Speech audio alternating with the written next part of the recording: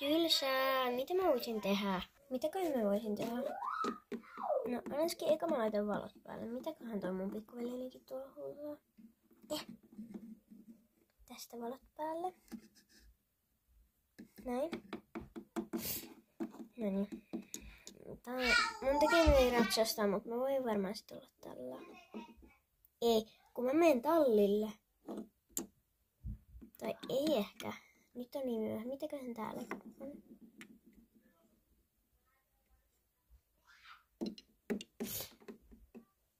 Jotain mun vanhoja leluja näköjään. Onkohan tää jalkapallo? Vanhanaikainen. Tää olisikin tuntuu sille.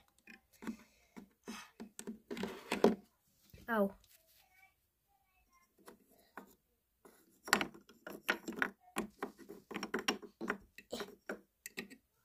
Noin palikat ei edes mahuttanut kunnolla.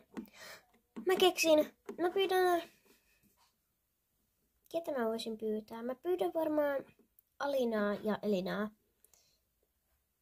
meille yöksi. Sikä mun puhelin. No, tuollahan se on. Nyt soitetaan. Moi. Moi. Pääset sä meille yöksi? Mä kysyn äitiltä. Joo, voit sä sit soittaa mulle, kun sä oot kysynyt? Joo, heippa. Heippa. Soita joo. Nyt. Moi. Moi. Pääset sä? Joo. Jes. Koska sä pääsit tulee? Vaikka heti. Hyvä. No mä yritän nyt keksiä jotain tekemistä, niin soitat sä sit kun sä tuut? Tai ei tarvii.